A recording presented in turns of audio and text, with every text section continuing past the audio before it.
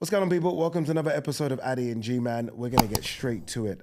Firstly, apologies that we missed last week, which was annoying for me as well. We will cover a few of those subjects today. So we will talk about Dave Allen a little bit. We won't go into as much detail as we would have done last week. And we're going to talk about boots tennis as well. Obviously, Eddie saying that he'll fight anyone and he's the best 154-pounder ever, so on and so forth. All right, let's talk the fight that happened on Friday, York Hall, Bethnal Green, the home of boxing. It is the home of boxing. George Lard versus Kieran Conway. Do you know what? George Lard, I'd seen a couple of his fights, and I have to be honest, he looked just okay. I've seen Kieran Conway for years, know what he looks like, know how good he can be, and I thought, Conway should win this. Lard didn't just surprise me, he shocked me. He looked phenomenal. No one's done that to Kieran Conway. No. He's been in there with some real... Ammo Williams, he's been in there with some good opponents. That was impressive. Yeah, and I never approached that fight thinking Conway is damaged goods. He's been in a couple of tough fights, but I never thought, okay, there's nothing left with Conway. I always felt like there was something left, and I thought that he was big at the weight. And it's funny because I did both of their last fights because it was on the undercard of Johnny versus Dave at the Copper Box. So I kind of I was able to watch both of them against different opponents. I remember thinking, okay, Kieran's maybe a couple of fights too good or too early for That's George. what I was thinking, because I remember as well thinking, God, he looked so good last fight. If he's gone, and George Lard looked okay. He was in there against someone who he was way overmatched. And I remember the guy, and I was thinking that guy was way overmatched. Kieran Conway just looked like he's got loads left. So that was why I was so shocked. I was looking, I was thinking, I can't believe what I'm seeing from George Lard here. Yeah, I was very shocked, and it's good though. I think it's good to get sort of new, fresh faces and sort of new people you can kind of watch their progress, especially in the middleweight division. Like middleweight over here for years has been a bit just dull and quiet. There's not been anyone that you really.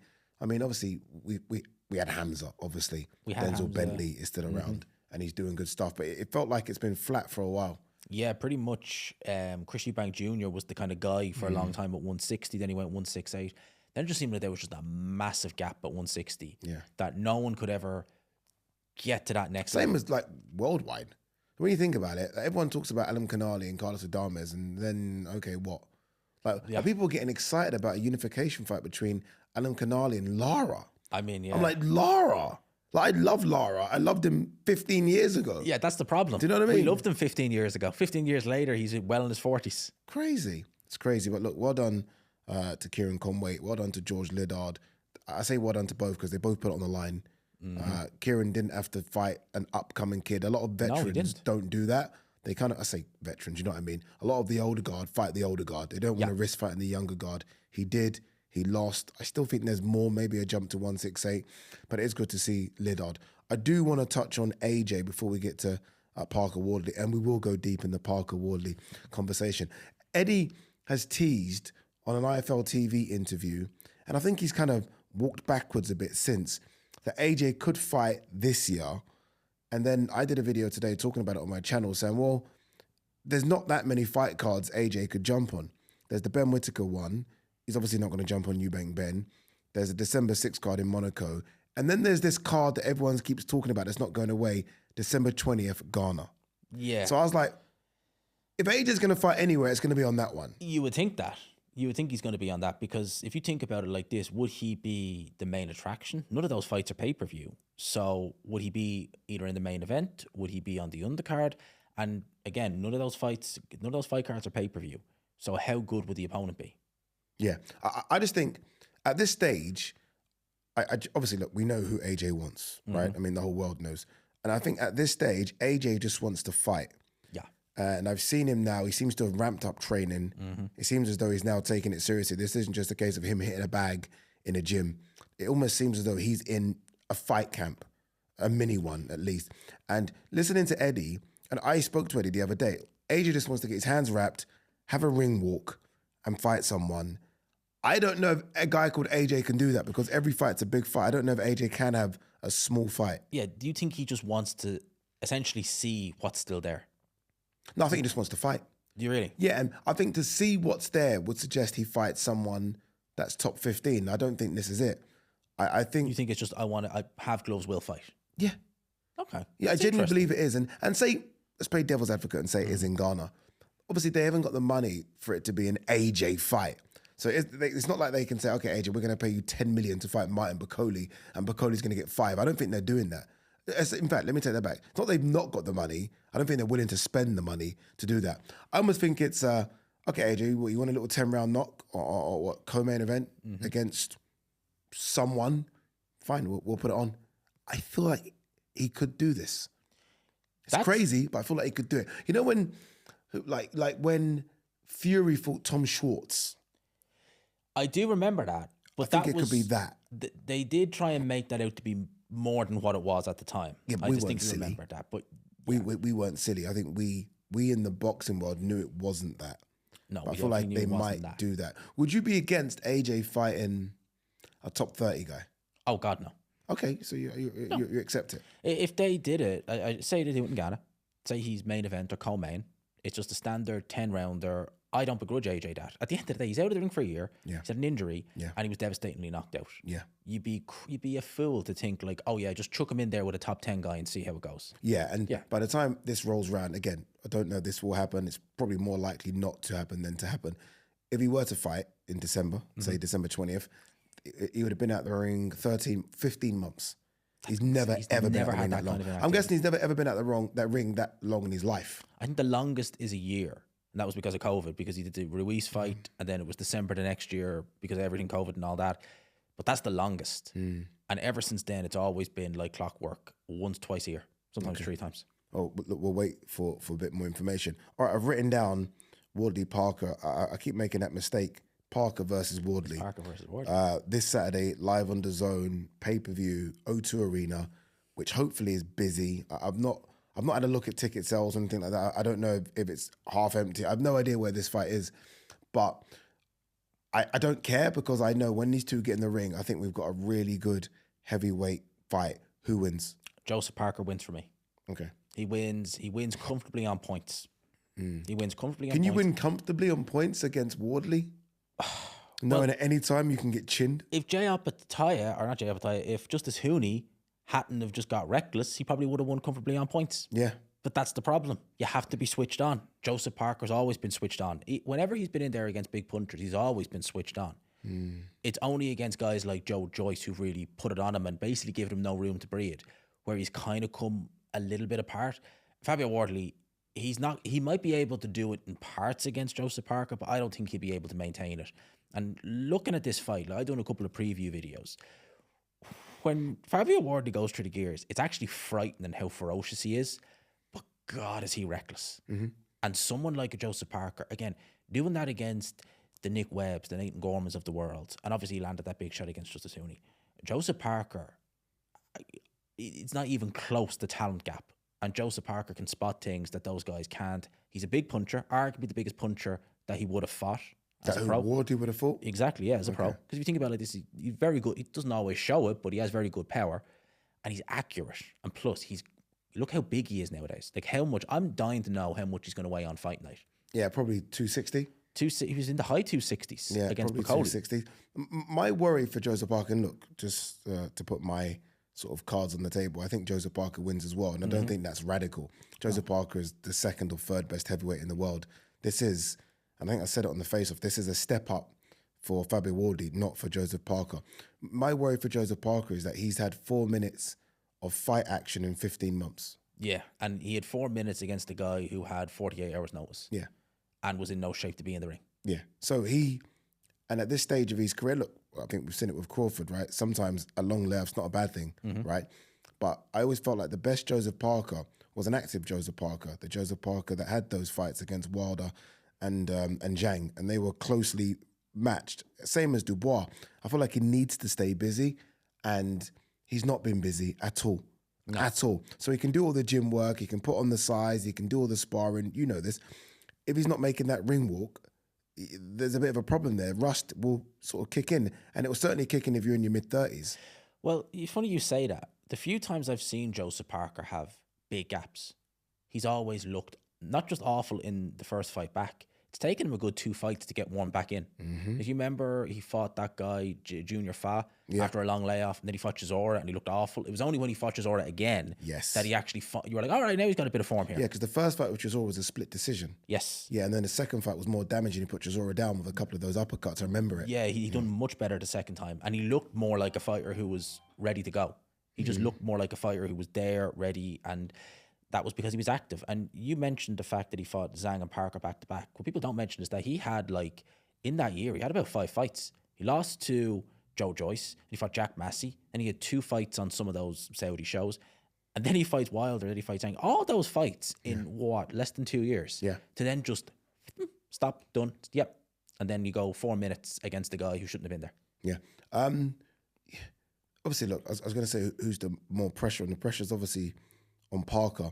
But is there not pressure on, or do we accept Wardley for what he is? Because again, Wardley's last performance for, I don't know, 11 rounds and 30 seconds wasn't great. Oh, it was far from great. Wasn't great at all. Like, and you know, this journey of Wardley's been incredible. I mean, he laced up the gloves 10 years ago. So for him to be on the cusp of a world title shot is ridiculous. But you need to start putting that story to the side now. You're a full-time heavyweight in the Ben Davison camp, one of the best camps in the world. He needs to look a lot better this time round. And you're world ranked as well, Yeah. legitimately, right? So all that jazz about, you know, laced up the gloves 10 years ago, this, that, and the other, ain't going to fly. Ain't going to fly. You're in there. If you win this fight, you're next in line for Alexander Usyk, right? So you deserve to be there. Jeez. You deserve to be there. If you perform, because I went back and watched the Justice Hooney fight, mate, there was times in there where I forgot how bad he was getting pieced up. Yeah. Like, he took damage in there. Yeah. No, he took a lot of damage. He did a lot of damage. And he looked sorry for himself. He did. He kind of was like, he was shaking his head as he went back to the corner. It's almost as though he hit a ceiling and realized, okay, this is my ceiling. Yeah. There's nothing I can do. Like, I've tried, I've done what I could do. And he has, right? He's really tried. I mean, what he's achieved is incredible. But it almost felt like, and then he landed one. So that's a guy that does not give up until the last second. He doesn't go up to the last second, but the problem I have with him landing that one is that he said in subsequent interviews, I only have to be perfect for 1 second. Nope. That's the wrong attitude to take. But it's true, though. It is true, but it's the wrong attitude to be taken, like thinking that's always going to come. Because if you think, I'll land it, what happens if you don't? Then you lose. Exactly. Then you lose. And what do you have to fall back on? How does Wardley beat Parker? I think we know how Parker beats Wardley because we've seen Parker in against better opposition than Wardley, and he's found ways to win. How does Wardley beat Parker? He needs to stick it on him. Early jump on him. Early jump on him, and he needs to basically not stop. Just essentially, if you look at the likes of Chisora, who've given him problems, Dylan White, who beat him, they made it difficult for him, and they nullified his speed and boxing ability. Because at the end of the day, he's a better boxer than both those guys. But they bullied him. They did bully him. Like Chisora bullied Parker and White bullied Parker. But, exactly. But if you go and look at the scales, they bullied a much smaller Parker. The Parker they bullied is probably around the 240s, 250s. You ain't bullying this Joseph Parker. Well, you say that, but we've never seen that was a Joseph Parker who was actually in, I think, the 240s, right?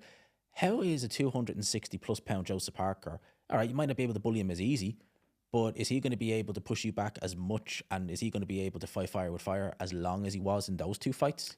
Okay, the answer to that question is yes, he'll push you back, but no, he can't fight fire with fire for minutes in a round. Exactly. He's going to have to make sure that especially if this goes long, he's going to have to make sure that he actually reads the clock a bit here. Yeah. Like, okay, I can't go 3 minutes hell for leather because the fact is I'm 260. Yeah. And we're saying that. I've looked at him recently. He's a 260 boy now.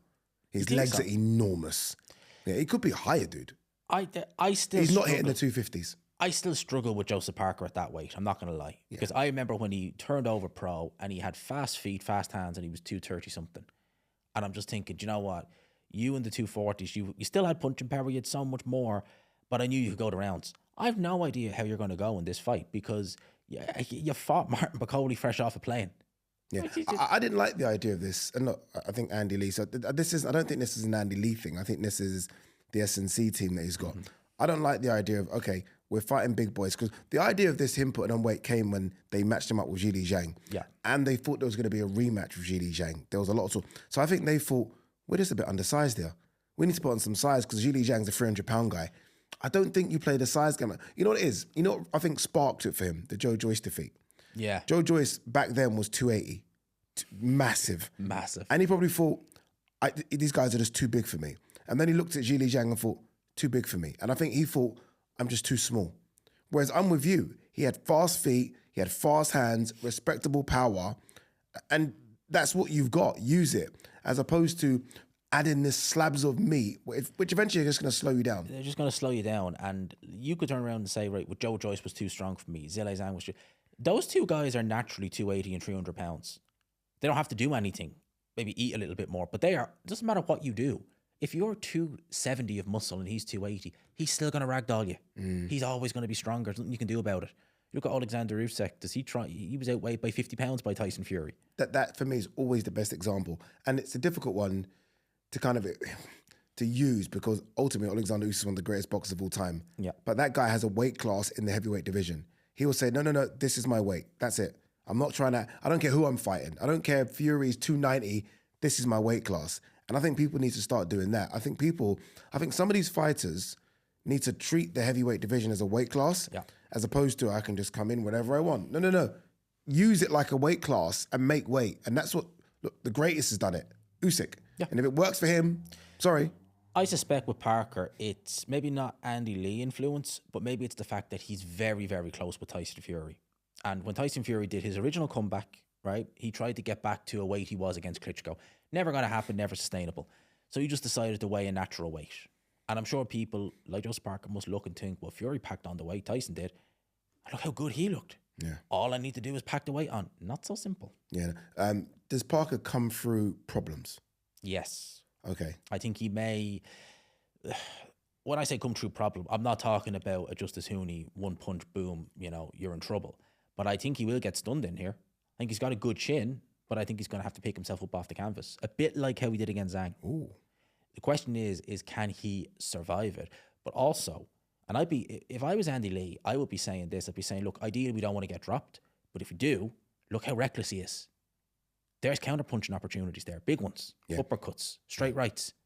If he does hurt you, you make sure, if you are still good to go, you are spotting those openings. The good thing about Parker is that he had that Wilder fight. Yes. And obviously at the time, Wilder's considered the biggest puncher, right? And he was saying, I don't care. I'm going to walk through that. And he did successfully. Yeah. So he's probably thinking, obviously, Fabio had been nicknamed the Ipswich Deontay Wilder, right? So he's probably thinking, I have a perfect preparation for you. And if I have no fear in walking through Wilder shots, I'm going to have no fear in walking through your shots. And like most punchers, Fabio's better on the front foot than on the back foot. Oh, much better. Exactly. So if Parker's pushing him back, Fabio can still let that hand go, don't get me wrong. But I think if we've seen in recent knockouts, Adelaide's on the front foot, Fraser Clark is on the front foot, Justice Hooney is like, okay, cool, I'm just going to meet you in the front foot. On the back foot, maybe the power isn't the same. So if I'm Parker, this is what's funny, because you said Wardley has to put it on him. And if I'm Parker, you have to put it on Wardley. So I think we're going to have two guys that just meet in the center. I don't think there's any back foot fighting here. I think Parker, if he does put it on Wardley, it won't be until the midway. I think he's going to look to box Wardley for the first couple of rounds and just be like, look at me. It doesn't matter if I'm 260, whatever. I'm still the better boxer out of the two of you. It's only really when I think maybe Wardley starts to try and apply a bit of pressure. He's like, right, let's meet in the ring. Who's the bigger puncher? Wardley, definitely. Definitely. You don't think Parker can knock out everyone that Wardley's knocked out? I'm sure he could have. Yeah. No, I definitely think he could have. But I think you look for a reaction. When Wardley's hitting these guys, they are just yikes. Dude, it's frightening. Parker's good. Parker's a good puncher. And if he hits you, you're in trouble. But holy crap. When Wardley just did, no way Parker would have done that to Fraser Clark. No. That was scary. No. That's a scary knockout. Probably one of the most scariest knockouts in the heavyweight division I've ever seen. Yeah. Especially considering how close the first fight was. I mean, the first fight was a draw. First was some people, a lot of people felt Fraser won the first fight. And then in the rematch to do that. Like, okay, let me just end this talk of this guy was close. I was going to just kill him, basically. I thought that was frightening. If Fabio wins, what does it mean for boxing that someone can lace up the gloves in 10 years and beat one of the pros like this?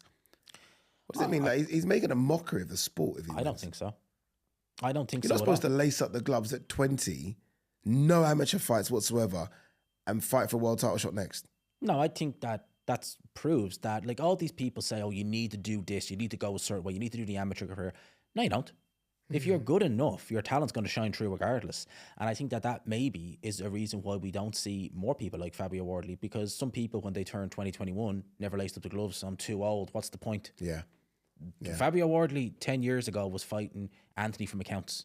10 years later, he's fighting Joseph Parker on the cusp of a world title. He's a true trailblazer. Exactly. A true trailblazer, as is Joseph Parker. I mean, what Joseph Parker's gone through in terms of Murderer's Row to get to this stage, man. I find it, and he's been avoiding nobody for the last win, lose or draw, 11, his 12 resume years. is just insane. Yeah, I like both. Really like both. Just as people, I think they're two of the nicest guys in boxing. I want Parker to win just because I feel like he deserves the Usyk fight, if that makes any sense. He's long overdue a world title shot. He was meant to have his shot this year back in February. It's not his fault it didn't happen.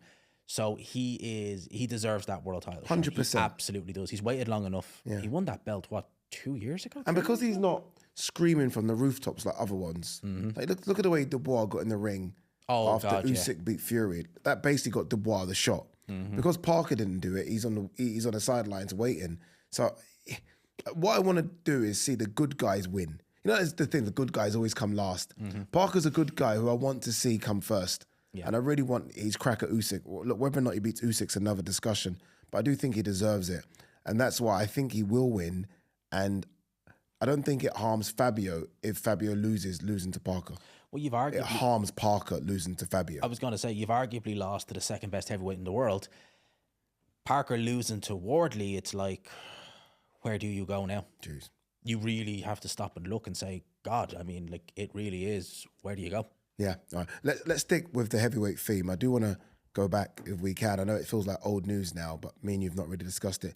Dave Allen versus Arslanbek Makhmudov, which was in that arena, without doubt now, top 3, top 4, best atmospheres I've ever experienced in my life. To the point where I thought, I'm not joking, I thought they've created fake noise. Really? Yeah, because I thought this can't be that loud. So I took out my my earpiece and thinking, have they just added noise here just to make it seem as though it's there? But it wasn't. It was real. And I wondered if it was off the back of the Ricky Hatton funeral, which was the day before, I believe. It was the Friday, yeah. Yeah. And I just felt like Dave Allen's a bit of a cult hero like that. I think people just, he's relatable like Ricky was. And I think everyone just kind of had the energy to support him because of the recent death of Ricky, if that makes any sense. Yeah, no, it was kind of like he's the Doncaster Ricky Hatton. He's our guy. He's our everyman. Yes, he's the everyman. That's the word I was looking for, yeah. What did you make of the everyman's performance? I was very disappointed. I was very disappointed because there was moments in there where I saw Dave Allen have opportunities to throw shots, to land. And although he was soundly beaten, I felt that fight was winnable. Very winnable for him. Same. Like, you know, like, I didn't, like, Dave Allen, like, post-fight was like, yeah, I'm just not good enough. And I'm like, no. Makhmudov ain't great, dude. He's not great, man. You had ample opportunity there to let your hands go. I don't know, is it a fear thing? I don't know what it is. Is it a mental thing? But there was so many moments there where I just thought, let your hands go. Fitness thing. You think fitness it is? thing. Well, it's a fitness thing because obviously it was shattered at the end, as you will be, right? I mean, 12 rounds of boxing, you're going to be shattered. But he obviously taking a lot of punches coming in as well. And Makhmudov's right hand didn't stop throwing. Like, Makhmudov kept on throwing, couldn't miss. And he said after that, Makhmudov hits hard. Yeah, he did. So I think he said that. It's Dave's trying to get in to land his, but every time he's getting in, he's getting caught. So he's getting in and he's getting buzzed on the way in. And then by the time he gets into Makhmudov's chest, he's basically trying to recover from that shot he's taken on the way in. It's not legal to move your head, though. Which I never once saw him take his head off centre line. Never once. And the fitness thing as well. Like, he was posting these clips of him, you know, told you, looking good. I told you. That and the other. I told you. Yeah. What did I tell you about that? Because we saw a clip of him in a sweatsuit. And I said, that's not real. I said, there's something about that. Like, it did look a bit. Yeah. He looked like he had actual pecs. Yeah. And he then he weighed more than he did for the first Johnny Fisher fight. That's insane when you think about it. Like, that really is insane. All this camp's going well. But, like, how often can you, like, I think it's going to be a harder sell Dave Allen next time, because we've seen this time and time again. I feel the need to say it that many times. That's how much it's been. Oh yeah, this camp's gone well, this, that and the other. You've barely lost any weight and you look terrible and you're knackered. Does camp have to be a losing weight thing? Can't it be a case of improving your attributes? Well, maybe it doesn't need to be a losing weight thing if you actually kept yourself in shape, which is like at the end of the day, right? If you want to be the best, right, best version of yourself in there, right, you don't have to be Mr. Universe every fight. But if you know your best weight is 240, try and not be any more than 10 pounds above it. So the weight's just going to come off naturally. And then you can focus on your ability. You can focus on the drills and stuff like that. If you come into camp and you're like 280, oh God, we need to get you to 250. Oh, the first 3 weeks are just going to be detox. It's no good. Yeah, I said this, and look, I agree with you as well. I'm just interested to get your take on it. I did say that there's no way, and look, I haven't laced them up, not an S&C coach, none of that nonsense, but you're not going to tell me that Dave Allen couldn't be fitter at 247 as opposed to 257. So I'm not asking to get to 230s. That's not going to happen. But there's no way you're not going to tell me if Dave Allen doesn't remove 10 pounds of fat, that's what I'm asking, not muscle, just fat, he isn't going to be a bit fitter, a bit more nimble, be able to move his head off the center line, like you said, because that takes energy. I just feel like surely that's the answer. Like, surely that's the answer. We've seen it with not just Dave Allen, people like Martin Bacoli. They just, for whatever reason, once fight camp is done, and look, I get it. Like sometimes, no, I don't. No, you see, this is where I guess we're going to disagree. I don't get it. I don't get it because you're in a position now. They were talking about Dave Allen could fight Deontay Wilder, like realistically. So you're in a position now where your next fight, you are definitely making 7 figures. If someone dangled that carrot in front of me and said, dude, you beat Arslan Bekmambetov, you could fight Wilder. I'm telling you now, I am in the best shape known to mankind because you don't even have to be that good at heavyweight now. You don't have to be a top 10. Like back in the day, you had to be a top 10 heavyweight to make 7 figures. Yep. Top 5. Now you could literally be a top 15 heavyweight. And if you could sell and put some bums on seats, there's a chance you can make $1 million. There's no excuse not to be in shape. None. I'm not an athlete. I try and go gym every day and eat well. Do you know what I mean? I know. Like, there's no reason not to eat the best food you could possibly eat and train your ass off every single day and wait for that phone call. All right, but I'll say this, right? Do you think that Dave Allen, going into this fight, right, against Arslan Bekmambetov, the way he handled Johnny Fisher in the rematch and the praise he was getting, I mean, I don't know why, but he got a lot of praise for that. Do you think that gassed him slightly? I don't know, like, I think he was quite honest going into both Johnny Fisher fights. Even the one in which he won comfortably, saying Johnny Fisher wasn't that good.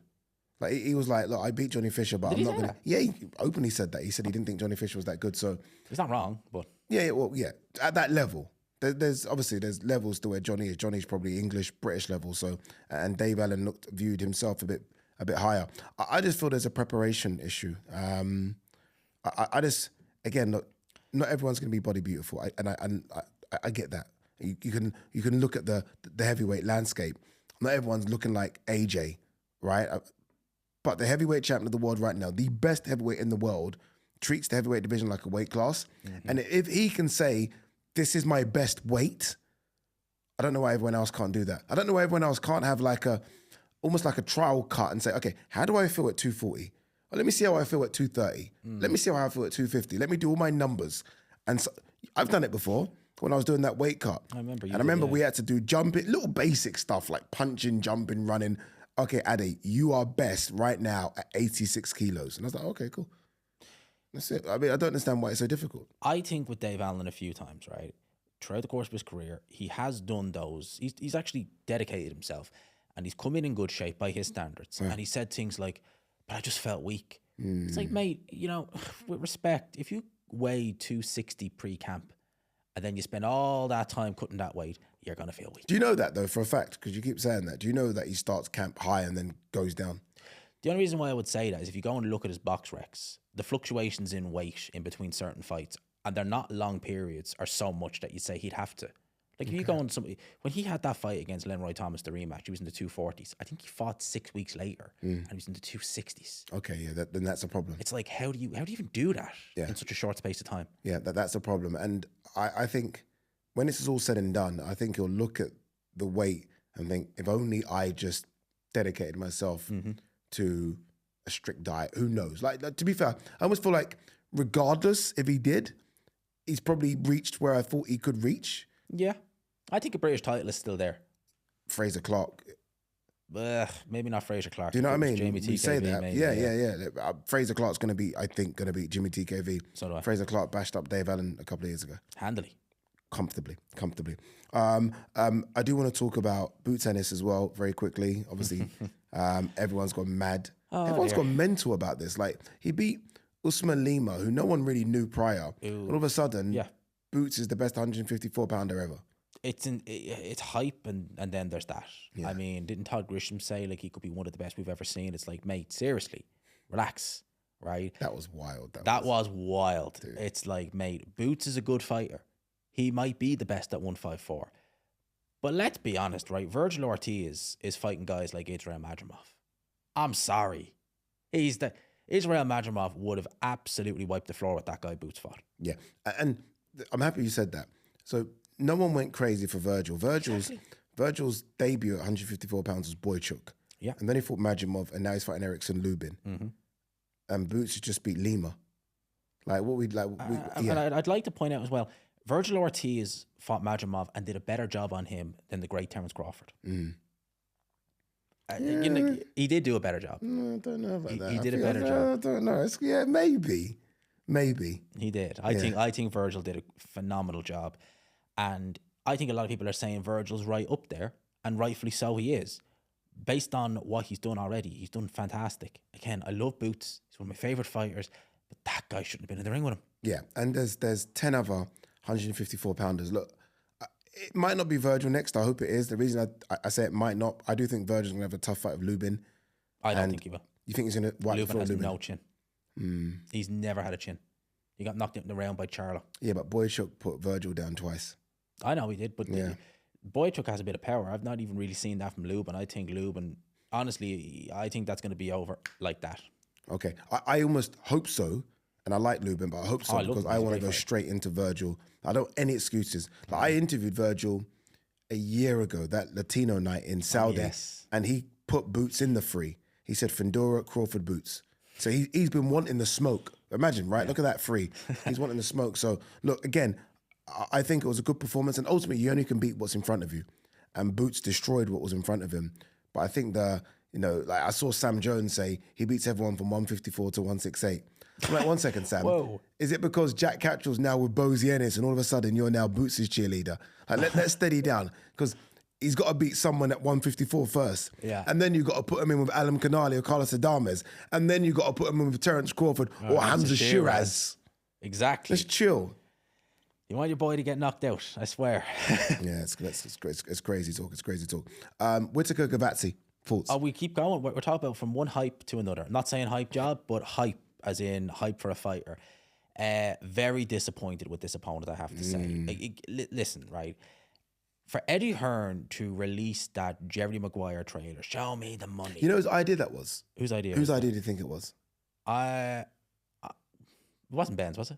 I'm asking a question. I would say it was probably Ben's. Ben's idea, yeah, 100%. I was saying it probably was. I'd say Eddie wanted to do something, but that was probably Ben literally sent him over the video and said, let's do this. Yeah. Oh my God. Yeah. Eddie was a bit uncomfortable with I love black people moment in it. Yeah, you know the screaming, I love black people. It's a bit uncomfortable, but it was Ben's idea. But sorry, it was Ben's idea. I digress. Go on. Well, that was the first thing I thought, because I was thinking that doesn't. Eddie might do something like that, but I didn't think it was him this time.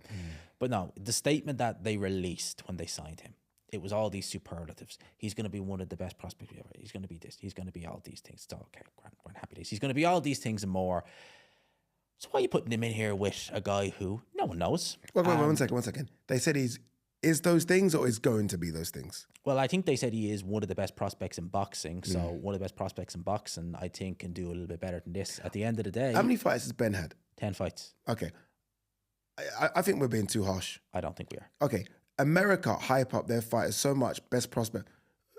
What are they doing after 10 fights? The Americans.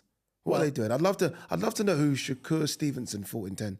Or Teofimo Lopez in 10. I'm pretty sure Shakur Stevenson was a world champion very quickly in his Not career. in 10 fights. No, he was not. No chance in 10. I know he was fighting former world title challengers. Yes, I know he was. that. Yeah. So at the very least, is this guy a world title challenger? No. Hell no. No. I will say, right, look, you fought Liam Cameron in your last two performances. Liam Cameron is domestic level, right? That's not a problem, right? So you're at that domestic level. You're a bit above it, all right? Although you struggled the first one, you're a bit above it, okay? This guy looks awful. Looks like Liam Cameron would have a field day with this guy. This is a step down. You've only been out of the ring for, 7 months? Nah, I'm sorry. Who would you want him to fight? Give me a name. Dan Aziz, Craig Richards. They're fighting each other. They're fighting each other? Yeah. Damn. Then I would be saying... Was that a bit of break? Did I just reveal a bit of breaking news? There's a lot of talk about them fighting each other. So there's a lot of talk about them fighting each other. Okay. Okay. But what about then? Okay, let's say the likes of You know the Chilemba. thing is with this Ben Whittaker thing. And look, I think people might be watching and saying, "Oh, Ade, because you're friends with him," and da da da. I will say this: his dad pulled me to the side the other day and said, like, because I want Ben. I think Ben could go.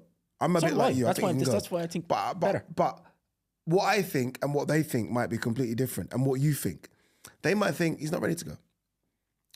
I think we equate his flashiness in the ring and his profile to him being ready.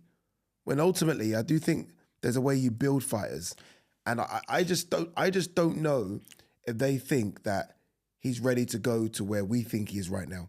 All right, well then I'll chuck this in there, right? Okay, you want to hype your prospect. I get that, right? But turning around and saying that he's going to do all these things and more, he's one of the best signings ever, he's this, that, and the other. Okay, and look who you put him in there with. So you don't have that much confidence. Oh, we do. Well, yeah, it really shows. No, but they said he's going to be. Okay. I think this is the key wording of this. Not he is. He's going to be. If they said he is, then you're right. So it depends of what they've said. And I'm very keen to see the wording of it. If they say that he is that guy, I'm pretty sure they were pretty much saying words to the effect of he is going to be one of these. He is going to be. Okay. And it's like, well, if he is going to be, you can do better than this. And I think that's why there's been a lot of people weren't happy with this opponent, because I think a lot of people saw the red carpet rolled out for Ben, and I think Ben's a good fighter. I think he'll do good things. But if you're going to roll out the red carpet and say all these superlatives, at least give us a fight like that's even seen as a step up. You know, that's even kind of, we can look and say, you know, I'd have put him in. Ralph Vilkans. You know, I wouldn't have minded that. You know what? I think I'm obviously slightly older than you. If you were around when Eubank, Ben, and Prince Nassim Hamed were fighting, you would have murdered their opponents. Because if you look at what they were fighting, and they were hyped beyond Eubank and Ben, and Nassim were hyped beyond recognition. They were fighting dustbin cans on ITV. I used to watch it. I'm like, who is this guy they're fighting? Like, embarrassments. Well, but obviously, no social media back then. They kind of got away with it. I sometimes feel like, I don't know if we're rushing our prospects, but I'm a bit concerned that we're not building them correctly. I'm a bit concerned that some of our prospects are going in there and they're not ready. Well, they're not ready. And I think I know he beat Liam Cameron decisively this second time around, but I think I saw enough in the first fight for me to even pump my brakes and be like, steady. Well, that's a very good point, what you said there about Eubank and Prince Nassim. But the difference is back then, as you said, there was no social media. You couldn't go on YouTube and look at clips of the opponent and say, oh, he doesn't look that good, right? But they were a lot more active. That's his biggest activity. issue. This whole thing of activity just drives me nuts, and I think that's one of the biggest problems with fighters is that not in the ring enough. Yeah, like it's not just the fact that obviously he's gone from Ben Shalom to Eddie Hearn, right? The fact of the matter is, right, you had a fight in April, you could have went the next week. Ben Shalom still had shows, and it's now November. Yeah, that's a massive problem. And as well as that, he's with Eddie Hearn. How do we not know, right? Say he goes in there and blows this guy out in 4 or 5 rounds, no injuries, all good, everything's fine. And then we're here, and when's the next date? April. Just hypothetically. You're like, that's he's fighting in January. Oh, really? In Okay, New York. okay. Yeah, he's fighting in that. I think there's this card that everyone's talking about. Sabril Matias versus Dalton Smith. Callum Smith versus David Morrell. Oh, yeah. He's definitely fighting on that card. Okay. And then they're talking about him in April against, they just said a type, Lyndon Arthur. It's kind of what I've heard. I think the Lyndon Arthur one should be the January one, because I don't think people are not going to accept a subpar opponent. I just, again, and I think this is another thing, and I said this on my video. Obviously, everyone's Eddie. When a fighter gets matched, there's about 6 people involved: broadcaster, trainer, manager, fighter, promoter. So it's not Eddie that's just picked this Gavazzi. I think it's everyone. I think it's Andy Lee. I think it's Ben Whittaker. I think it's DAZN. I think there's a lot of people that have picked. Really? I really do. I really, really do. Because I think Ben Whittaker's at the stage now where if Ben wants to fight a big name, Ben fights a big name because he's big enough. You know what I mean? He's got that star power about him. If he's fighting Gabatsi, he's fighting Gabatsi because he wants to fight Gabatsi. And see, this is another problem as well with having that star power so soon, is that we had a next gen show last weekend. Can't be putting Ben Whittaker on a next gen show. No. And they're great to get out for a run out. But you can't be putting him on one of them shows. It has to be headline and main event in an arena. Yeah. And that's the problem as well. Which he won't be in America. No, that's the one good. He won't be in America, but in the UK, it'll have to be headline, whether it be in Manchester, Birmingham, or London. It has to be headline. How good do you think he is then? Okay, do you think he's better than Dan Aziz? Yes. Craig Richards? Yes. Lyndon Arthur? Yes. After Lyndon's performance against Yard, you think I've seen too many shaky performances from Lyndon prior to that. Okay. I've Ezra seen some Taylor? very shaky. Ezra Taylor's a good fighter. I'm not sure about Ezra Bruce Taylor. Edmondson? Likewise, they're both good fighters. Interesting. I would maybe edge Ben over Lewis Edmondson. Bradley Ray? Yeah, definitely. Bradley was blown at middleweight. Yeah, he is. Willie Hutchinson? No. Okay. No, So you think Willie's he's good. British level Willie's right now? a good fighter. Yeah, British level. So he's a good British level fighter, Ben Whittaker. Very good level British fighter. Yeah. And I think that if it's the right way, he can, but he needs to be tested. Okay. And I think he had those little tests before the Liam Cameron fight. And that's a bit of a worry because even in the Liam Cameron fight, the Ezra Aranyeka. That was. See, this is my point. So this is exactly my point about it. I've now removed my love for Ben and the big social media following, and I'm just watching his fights now.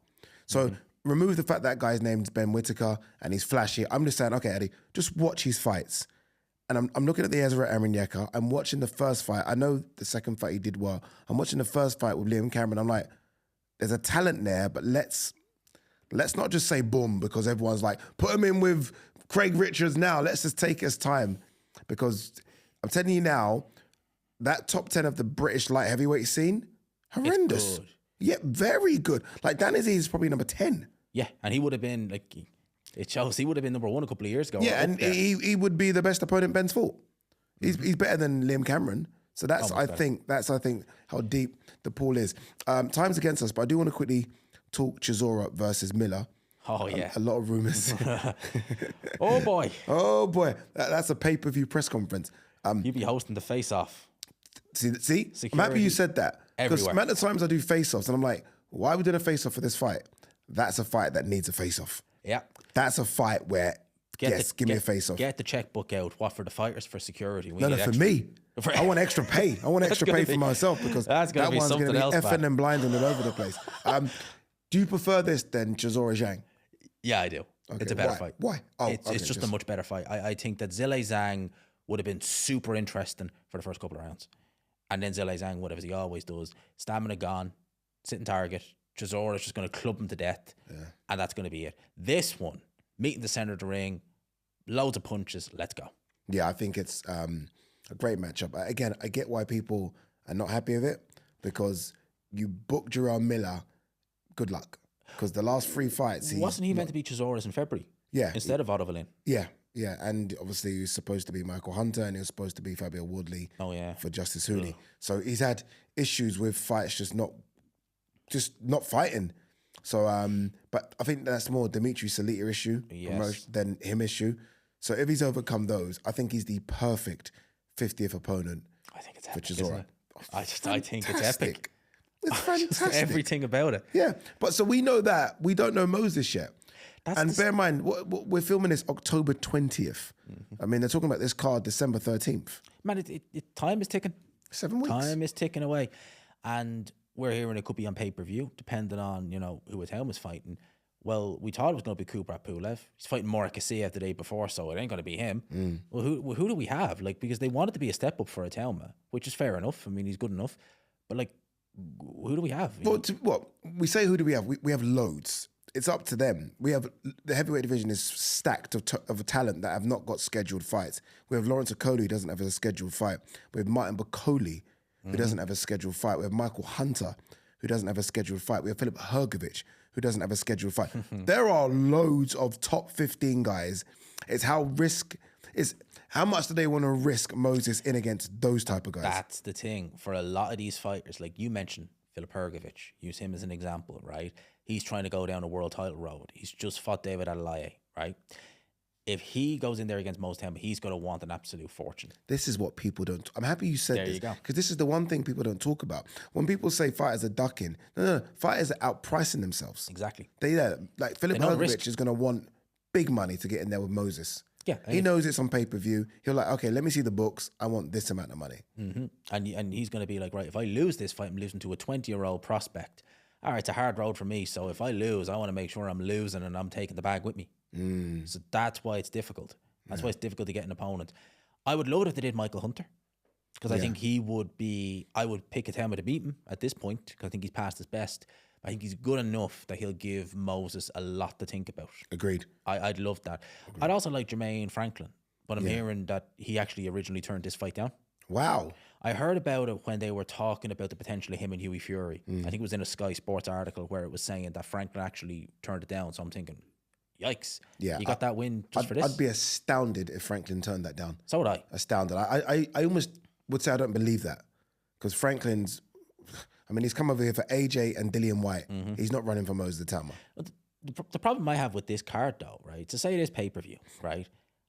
If you did, look, I love Moses. I love him. I think he's tremendous talent. But if say you did hypothetically, right, Jermaine Franklin and Itauma, that's not main event if you've got Derek Chisora, Jarrell Miller. No, Derek Chisora, I'm telling you now, is not accepting chief support. That's to Moses not. Itauma. That's main event. No, it doesn't matter who Moses fights. Yeah. Moses could fight Tyson Fury.